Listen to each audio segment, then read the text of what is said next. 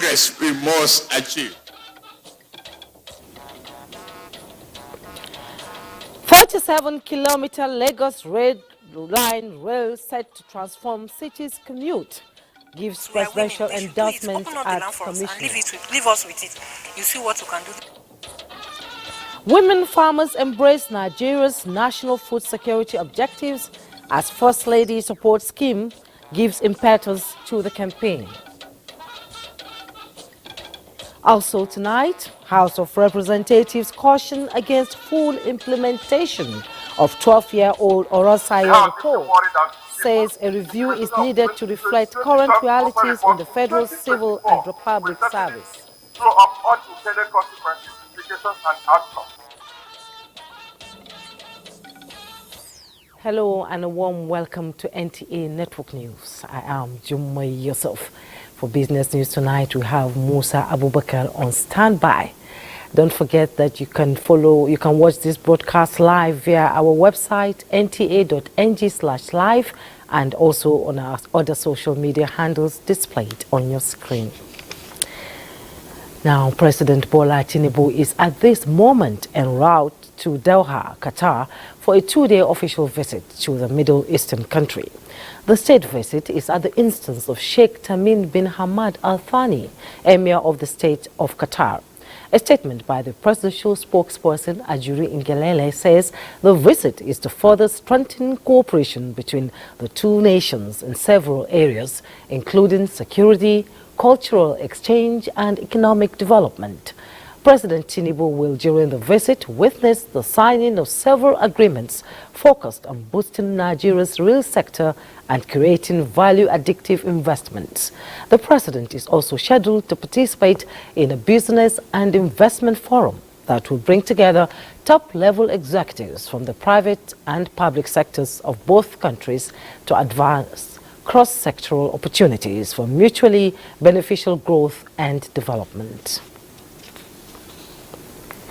Meanwhile, the president had earlier before his departure inaugurated the 37-kilometer Red Line rail in Lagos.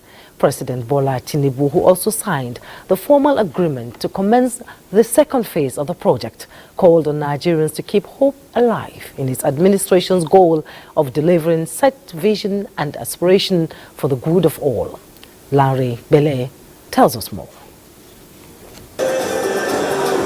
While reaffirming his administration's commitment to the ongoing economic reforms in the country, President Bola Tinubu believes the project is a product of aggressive infrastructural upgrade aimed at fast-tracking developmental agenda and simplify the process of commuting for both personal and business purposes. True change is possible. I speak to Nigerians through this podium that change is possible and change we must achieve. Progress we must achieve. It's not about single individual. It's about the highest growing population in the world. Out of every 5 individual black-colored people, is a Nigerian. Governor of Lagos State, Babajide Sanwo-Olu, described the rail service as the manifestation of a 20-year vision which was conceived by the president when he was governor of Lagos State. 20 years ago, you breathed that vision. But today, as our president, you are here to see that vision come to reality. We want to thank God for your life. We want you to know that it's been a tough 9 months. But we are convinced because we know of what you are made of. We know what capacity, what capability you are made of. There was a maiden ride to mark the inauguration of the rail system with the president on board alongside governors and other top government functionaries. The 27-kilometer Lagos Red Rail Line system, Lagos State government says will be able to convey 500,000 passengers daily when it's fully operational. In Lagos, Larry Ilayi, NTA News. And for more on the Red Line Rail in Lagos, we're being joined by the Commissioner for Information and Strategy in Lagos State, Benga Omotosho. Thank you for joining us tonight. And by the way, congratulations to the government and congratulations to the government and people of Lagos State. Thank you so much. Okay. According to the president, he said change is possible and change we must achieve. And even at this point of the project, what does this Red Line Rail translate in terms of gains for commute in the populated city of Lagos? Well, thank you so much for that question. The Red Line is as far as I know, today the biggest thing happening in Africa. So for the president who have come to join Mr. Governor, Mr. Babajide Olusola Sanwo-Olu, and so many other dignitaries to commission the project, it shows that it means a lot to the lives of Lagosians. One is going to be running from Agbado in Ogun State to the out of Lagos Island in Oyinbo, Ebute Meta. And if you consider the fact that that journey today takes about 2-3 hours, at times 4 hours by bus, and then you consider the fact that the Red Line is going to do it in 32 minutes, then you know that it means a lot to the lives of our people. It will reduce the stress, it will increase their better living conditions, it will make journeys faster, and appointments will be met by business people. And besides that, it's going to bring jobs for a lot of our young people and experts in engineering, in catering, in everything that you can think of. So it's going to be a lot, it's a transformative for the sector in Lagos. It's going to be a game changer for traveling, commuting all the way from Agbado to Oyinbo. So it's a lot of things for people. About 3 hours, bumpy, sweaty ride is now about 32-35 minutes jolly ride. Okay, Mr. Omotosho, before the president traveled to Qatar, he signed the formal agreement to commence the second phase of the project. And what are the feelings that government is getting from the people, the business community, and others on this project now? First, Lagosians are very happy that the administration of Mr. Babajide Sanwo-Olu made a promise on April 15, 2021, when he was doing the groundbreaking of this project, that he will complete it during his tenure. And today, the completion is here, and Lagosians are going to enjoy it. So, Jaja project, as a sub-national, they feel that Lagos is quite serious, and that Lagos is a state that you can do business with without any regret. We don't abandon projects. Instead of abandoning projects, we complete projects and even add more to it. And that is what is going on about the Red Line. It has made the credibility of Lagos State to go up in the financial sector. Okay, thank you, Mr. Benga Omotosho is the Commissioner for Information and Strategy in Lagos State. A 20-year-old dream has, come to fruition at this moment. Congratulations once again.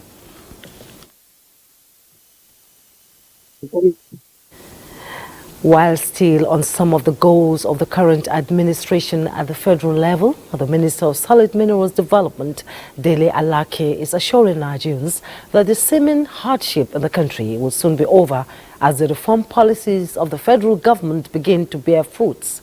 The minister gave the assurance while inaugurating the Nigeria Geological Survey Agency Seismic Monitoring Station 5 in Abuja.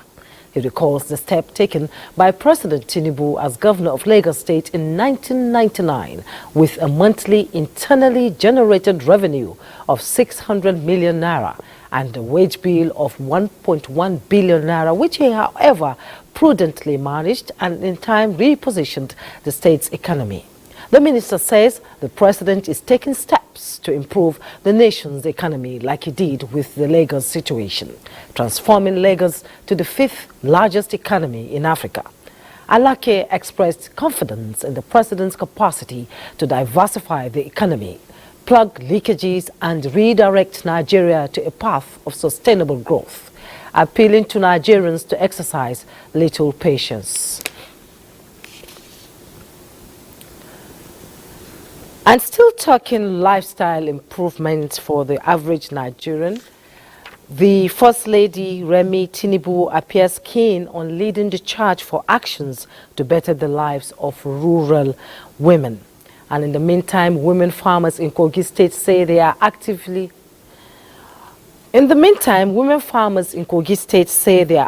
part of the fight against hunger in Nigeria, even as the farming season approaches. Jonathan Omajili joins us live from Lokoja tonight with an overview on the aspirations of these women farmers and the challenges they anticipate in the days ahead. Jonathan, thanks for joining us tonight.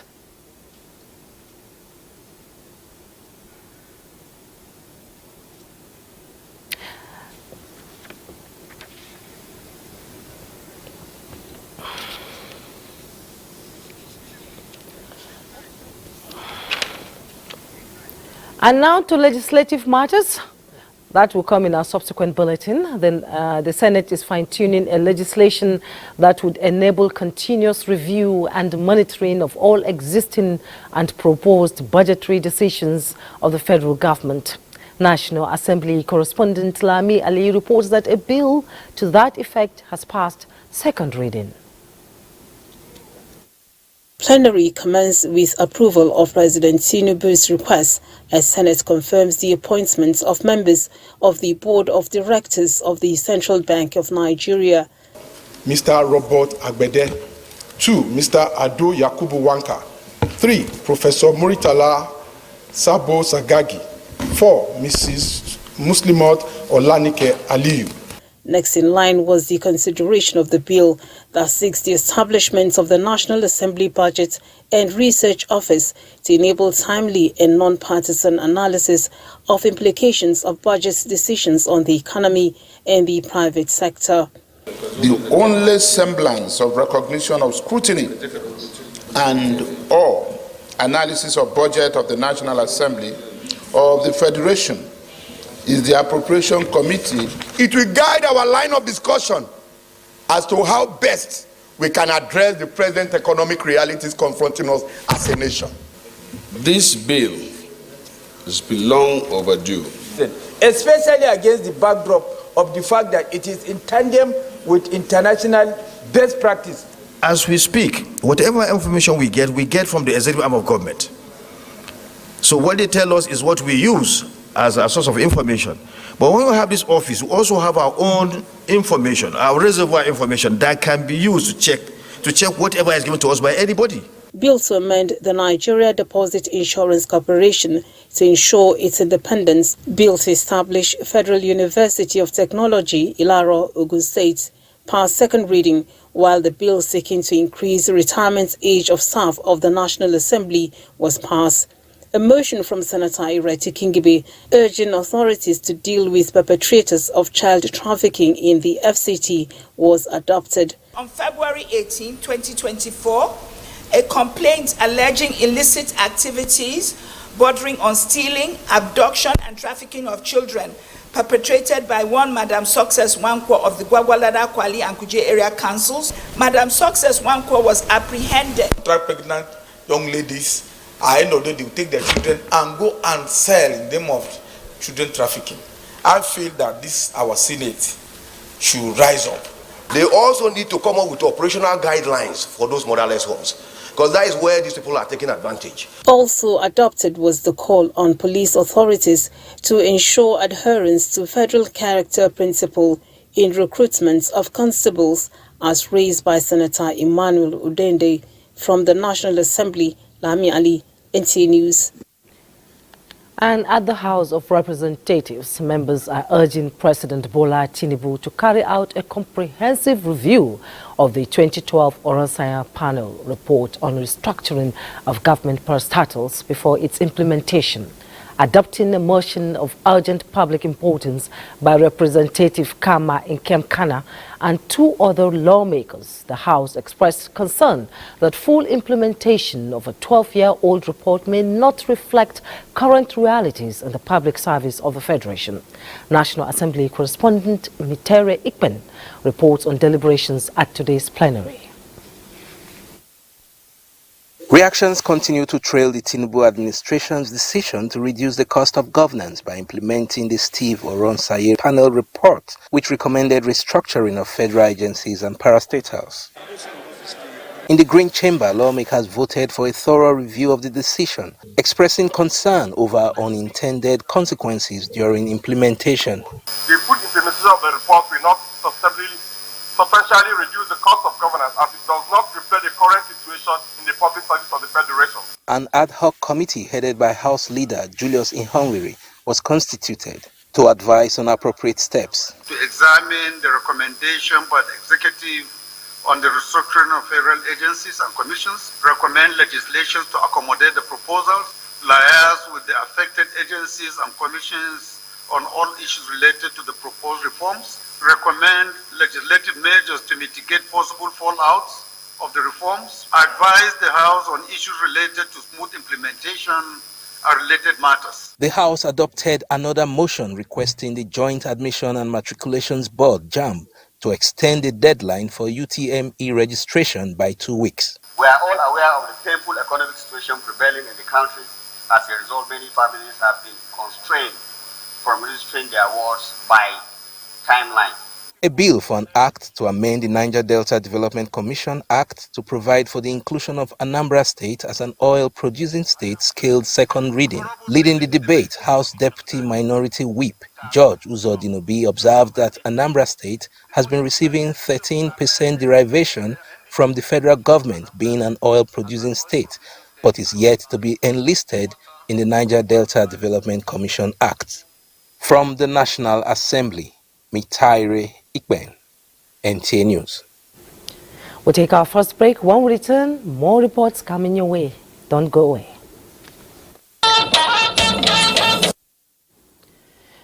Thanks for joining us. Minister of Information and National Orientation, Mohammed Idris, is optimistic that the president and his team would uplift the economy and lead the country towards a more united front. The minister gave the assurance at a public lecture in Lagos to commemorate the 50th anniversary of Punch newspapers. He was also quick to note the role of responsibility and professional media practice in national development process. Saliu Gwanara reports. Nigerians from all walks of life converged on Lagos to celebrate and appreciate this media brand for its 5 decades of existence and contribution to the country's democratic journey. The Minister of Information and National Orientation, Mohammed Idris, assured that Nigeria, under the current administration, will continue to promote development journalism, especially one that aligns and showcases government programs. Offer suggestions, but this country has to exist. Let us please talk about all those good things happening in this country. It's not all bad story all the time. The National Bureau of Statistics only recently said that for the first time in a very long time, we are seeing capital import improving by about 66%. Literary icon Professor Wole Soyinka, in a lecture titled Recovering the Narrative, called on Nigerians to unite for the nation's sovereignty through a decentralized governance structure. And it is time we stop the pretend decentralization conferences, which have been proved to be mere distractions, especially by those who have a different agenda. There is no one solution to the problems of this country, but what we can say is that the present administration is determined to do whatever it takes. And so, so many reforms that you see has taken place in the last couple of months. The government will continue to deepen that, and at the end we have what is good for our people. Stakeholders here agreed that in the nation's democratic journey, it is the time for the media to play a leading role by being sensitive to humanity and promote the nation's values in their act of creativity. In Lagos, Saliu Gwanara, NTA News. Now, talking about lifestyle improvement for the average Nigerian, the First Lady Remi Tinubu appears keen on leading the charge for action to better the lives of rural women folk. Her Women Agricultural Support Scheme, launched yesterday in Imo State, is one of such actions. This one is targeting women farmers and incidentally aligning with President Bola Tinubu's national food security objectives. Let's bring in Adeni Taiwo, our State House correspondent, who is covering the First Lady to speak to some of these issues. Adeni, it's good to see you. Glad to join the studio too. Thank you for having me. While women constitute a significant percentage of farmers in Nigeria, some researchers claim they still produce 20 to 30% less than the men farmers. Now, how exactly does this Women Agricultural Support Scheme intend to close and equalize the gap of gender inequality to boost agricultural produce for women farmers? All right. Let me start by reminding our audience that the Renewed Hope initiative of Nigeria's First Lady Remi Tinubu, as conceived around June last year, was designed with interventionist agenda covering about 5 key areas, with agriculture being number one. The Women Agricultural Support Program that was flagged up by Her Excellency yesterday is what we can describe as one of the special purpose vehicles that our initiative is using to address or intervene in key areas in order to achieve quick results. What is now known as WASP, Women Agricultural Support Program, that was launched yesterday, according to the First Lady, is designed to bring the shine back into agriculture. And women having to compete with men for resources, for attention, even as they're trying to make their own contribution into the sector, they are a bit at disadvantage. Of course, leading to what experts will claim to be their percentage or involvement in agricultural sector.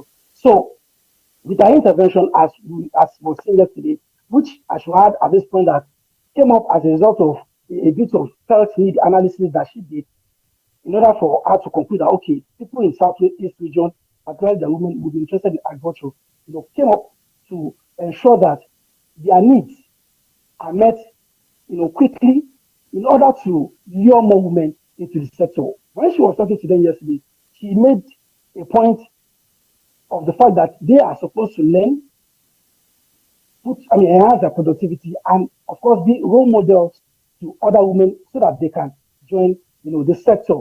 So the point is, like I said earlier, she's bringing the shine back into agriculture. And what that we saw flagged up yesterday, it can be described as one of the pieces in a three-piece suit. Because apart from WASP, which targeted women in the Southeast, and of course we go to other regions of the country, she also talked about every home a garden, which is open to every Nigerian. And the intention, the larger picture, is to get more people, coming back into agriculture, to ensure that we have food security. Apart from that, she's also bringing up what we call Young Farmers Club to get more youth into agriculture as a sector. And like you said in the intro that you read, it is part of our intervention to support the vision of Mr. President in reviving the agriculture sector. So much for your contribution, and we do sincerely apologize for the distortion in the audio from Adeni Taiwo there. Now, in the meantime, women farmers in Kogi State say they are actively part of the fight against hunger in Nigeria, even more as the farming season approaches. Jonathan Omajili earlier on joined us live from Lokoja with an overview on the aspiration of these women farmers and the challenges they anticipate in the days ahead. Jonathan, it's good to see you once again. Yes, thank you, Jume. We lost your audio and visual, but before we go ahead, let's get some insight into the situation there in Kogi State with these women farmers. We understand we have a report that speaks directly to the issue, and let's hear from you. Kogi State has what it takes to share the slogan of food basket of the nation with its neighbor, Benue State. Women farmers play pivotal roles in the nation's agriculture sector, contributing significantly to food security, rural development and economic growth. It is against this background that women farmers in Kogi recently expressed their desires to take the fight against food insecurity to new heights by appealing to the governor for more lands to farm. They should give us the enabling environment, open up lands for us. We don't have the power to take tractors. We are women. They should do it, open up the land for us and leave us with it. You see what we can do. We have 100 hectares of land that we are clearing now. It can be verified at Akata area and another 200 hectares at Egbeokoloke axis for the livestock. However, their journey hasn't been without hurdles. The time they are giving us input is not useful to us. Like now we are getting into the rainy season. The battle against food insecurity remains formidable. With adequate support for these women farmers, positive change may just be a matter of time. And Jonathan, we know that some of these women are asking already for something that exists. So it does look like the lack in the first place is access to information. And how much information do you think is at the disposal of these women with regards to assessing facilities provided by the federal government or by the Kogi state government? And to what extent does lack of information constitute a barrier for these women farmers towards contributing to the Nigeria's national food security objectives? Let's have your take. Of course, some of the things that they are asking for already exist. But if we are to go by data released by Action Aid, less than 23% of these smallholder farmers do not have access to agricultural credit. Of course, many of them are in rural areas, so the information that they need doesn't trickle down to them. And so it affects their ability to access some of these programs and, of course, some of the training that the government has for them. And so it is important to bridge the gap and beyond, of course, holding meetings at state headquarters. It is important for those in charge of this agricultural program to begin to interface directly with the farmers at the rural area, because when you look at it, you will discover that they are actually the backbone behind food security in Nigeria. And so it's important to interface with them directly. Okay, Jonathan, and I'm sure that the First Lady's, agricultural support scheme will address some of these issues. And thank you so much for coming on Network News tonight. Thank you so much, Jimmy. Now, talking security matters, we hear that Nigerian military troops have arrested some top terrorist commanders in Zamfara and Plateau states, while eliminating 3 in Borno State. The Director Defense Media Operations, Major General Edward Buba, announced this at the bi-weekly Defense Media Operations briefing in Abuja. Defense correspondent Ismail Musa has details. It's the bi-weekly update on ongoing armed forces operations across the country, with emphasis on feats recorded in February 2024. Top is the rescue of 446 kidnapped victims, arrest of 621 terrorists, while 974 unrepentant terrorists were eliminated in combats in different theaters of operation. Troops killed Hashiru and Kachambi. Both of these people were loyalists of Jimo Smoli. They were both neutralized in early February by troops in conjunction with vigilantes around Fauru in Maradun local government area of Zamfara state. Similarly, several weapons were recovered, while air interdiction destroyed criminal camps and enclaves in the northeast, northwest, and illegal refining sites in the south-south. On the 23rd of February, a kidnapped kingpin, David Okwala, widely recognized as Tubaba, notorious for terrorizing river states and neighboring areas. This Tubaba succumbed to injuries that he sustained in an air strike conducted by the air component of Operation Delta Save in Ahoda Forest, River State. The defense headquarters enjoined Nigerians to collaborate with security agencies in the renewed onslaught against criminality. From the defense headquarters in Abuja, Ismail Musa, NTA News. Let's bring you up to speed with other news as the Governing Council of the Nigerian Content Development and Monitoring Board has been inaugurated with a charge to work in line with their stipulated role in the NCDMB Act. Minister of State Petroleum Resources Heniken Lepoiri, who chairs the council, also urged members to further deepen local content participation across the oil and gas value chains. Lydia Sampson reports. As the first governing council of the Nigerian Content Development and Monitoring Board, they are, in addition to their NCDMB stipulated rule, urged to double efforts in line with the mandate of President Bola Tinubu. One of the core mandates of, the law or the local content, management board is to build the capacity of Nigeria so that we can play a critical role in the oil and gas industry. So please work with me together so that we can raise the bar. They committed to upholding their duties judiciously. We accept our appointment as members of the Governing Council of NCDMB. And one thing that is sure is that we will give our best. So much has been done in the past, but we are also conscious of the fact that good work will attract more work. We, as a member of the Governing Council, we have to work together as a team. And as Executive Secretary of this Council, I'll be coming to you individually, work with you, stick with you, and do things with the help of the Chairman. The 8-member council includes representative of the Nigerian Upstream Petroleum Regulatory Commission, NNPC Limited, PETN, Ministry of Petroleum Resources, Corin, among others. In Abuja, Lydia Sampson, NTA News. The Nigerian Deposit Insurance Corporation, NDIC, says it remains committed to protecting Nigerian depositors to ensure stability of the financial system.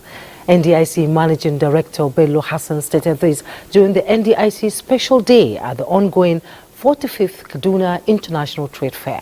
Mohammed Umar Anjigi reports. The 2024 Kaduna International Trade Fair is ongoing, and the NDIC remain a loyal partner by making its presence felt in a big way.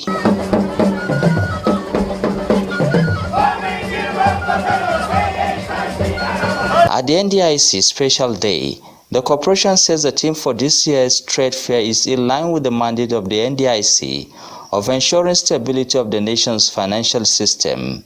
We are dedicated to safeguarding depositors' funds from the adverse effects of bank failure and complementing the Central Bank of Nigeria, CBN, in effectively supervising insured deposit-taking financial institutions and formulating sound banking policies. The corporation has been consistent at the event to educate depositors and stakeholders on their mandate aimed at enhancing public confidence in the financial system. The NDIC has significantly improved its processes to ensure swift payment of insured sums to depositors in the event of or in the course of bank failure. We address depositors' concerns and effect payments. In Kaduna, Muhammad Umar Jingi, NTA News. You're watching NTA Network News. We'll be back. Don't go away.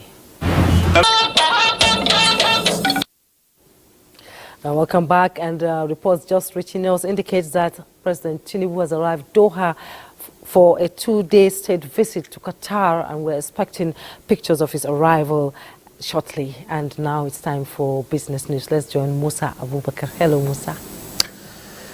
Hello, Jumai. Thank you. The Nigerian Economic Summit is partnering with Conference of Speakers of State Legislature of Nigeria to work together to identify and develop initiatives geared towards promoting the subnational business environment. This is in a bid to achieve competitiveness and sustainable growth across the Federation.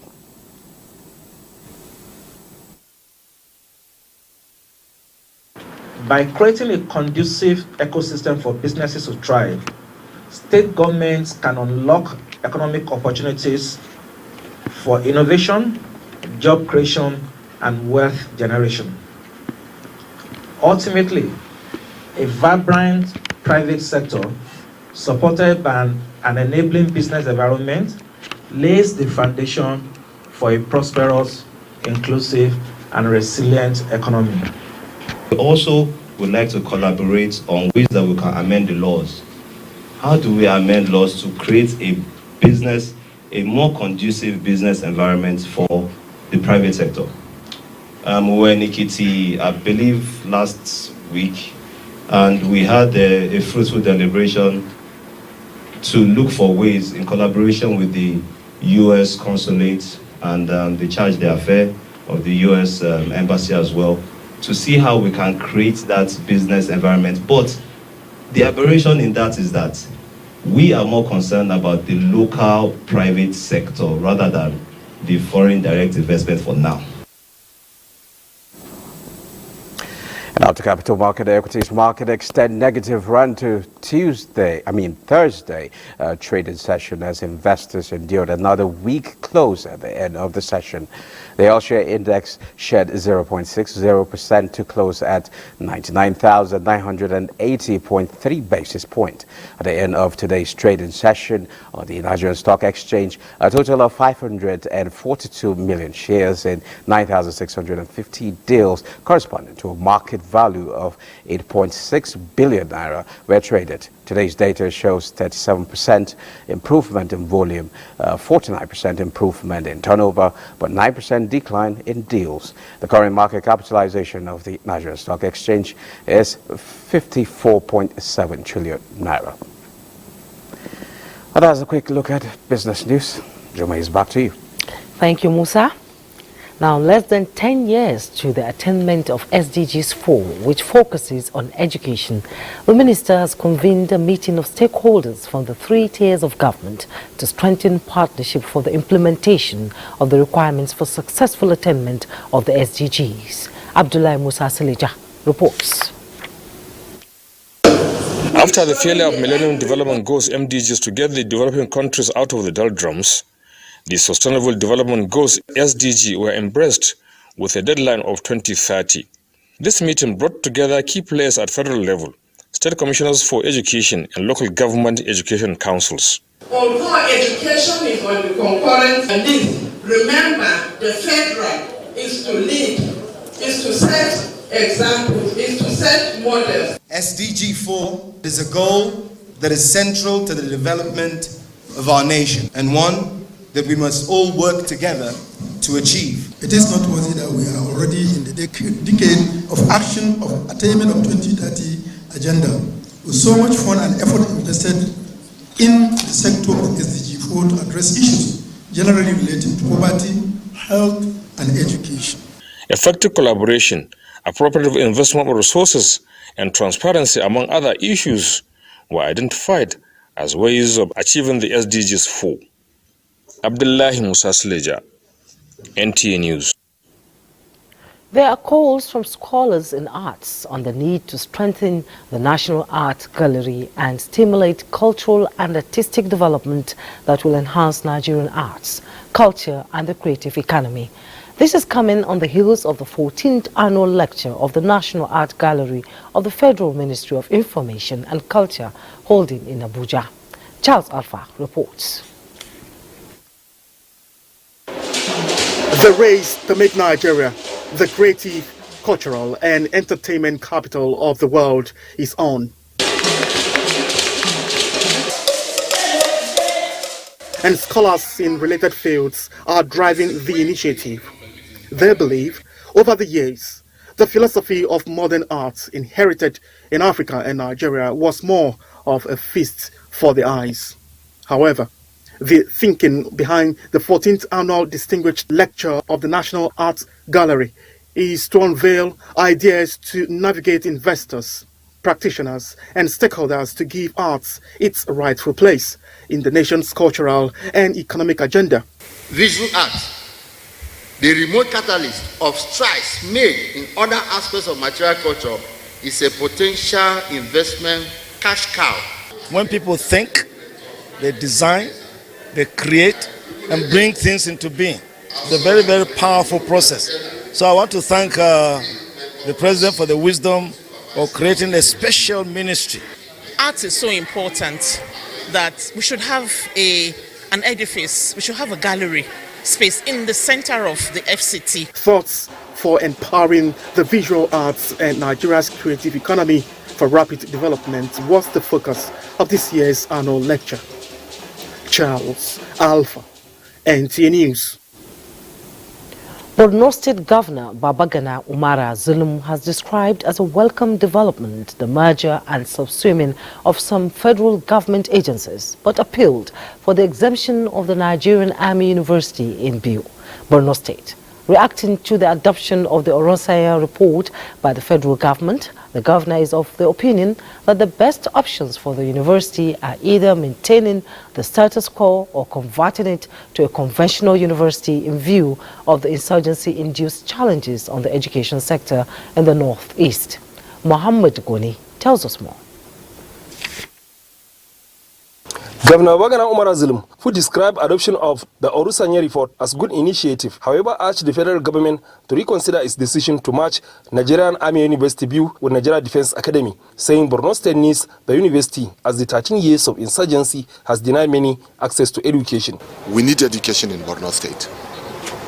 This part of the country, Biu doesn't have university, and then you look at the quantum of students that are coming from this part of the state to Maiduguri. The numbers of the students are very high, and then we are appealing to the federal government to reconsider its decision and then allow the University of Army University View to function. Professor Zulum also made a case for the National Center for Agricultural Mechanization, saying it is the only center saddled with the responsibility of fabricating agricultural tools. We were in Income a few months ago, and then they are, fabricating a lot of machineries, agricultural machineries. And I think this is also very important at this material time when federal government is looking towards promoting food security. The Orusanye report adopted by the federal government recommended merger of some agencies and commissions as part of reform in the public service sector. In Maiduguri, Mohammed Goni, NTA News. We'll take another break. The news continues shortly. Welcome back. As a joint move to revolutionize the healthcare delivery system in Gombe State, the state government and the Federal Teaching Hospital Gombe have signed a memorandum of understanding that will allow the teaching hospital to take over the newly constructed Malam Inna Healthcare Center. Zara Umar Adamu reports on what this development means to the people of the state. For nearly 3 decades, the Federal Teaching Hospital Gombe remained one of the major referral medical facilities in the Northeast.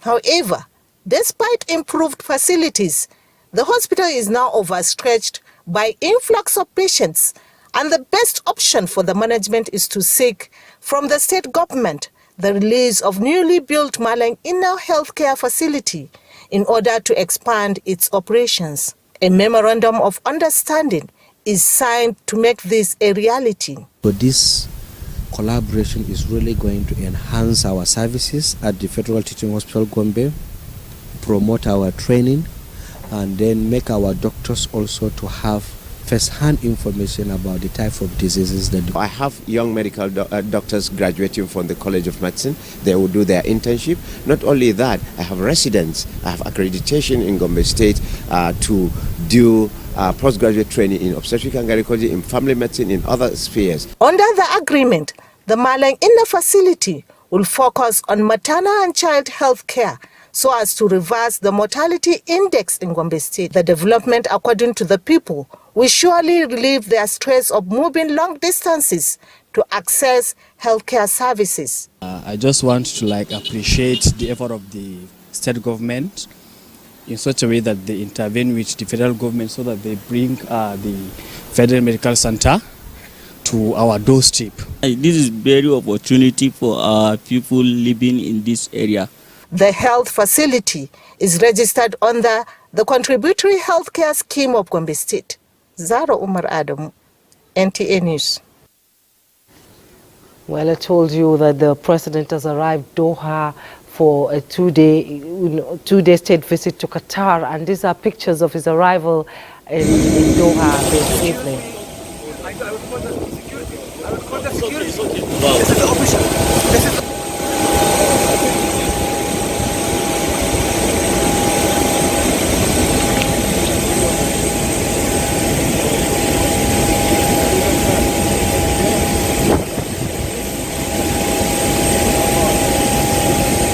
sorry.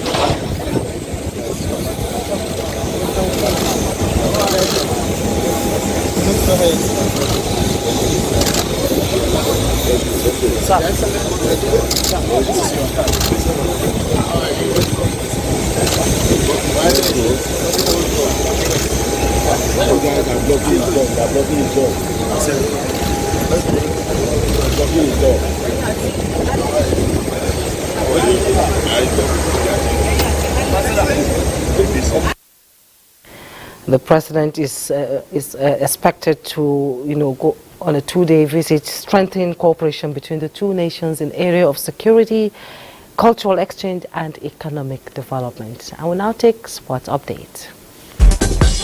Reigning champions Enyimba International have moved to the top of the Nigeria Premier Football League standings after a dominant 4-0 win over Gombe United in a match day 22 encounter played Thursday. In other results, Abia Warriors recorded a slim 1-0 victory over Kwara United, with Shooting Stars beating Bendel Insurance 1-0 in Ibadan.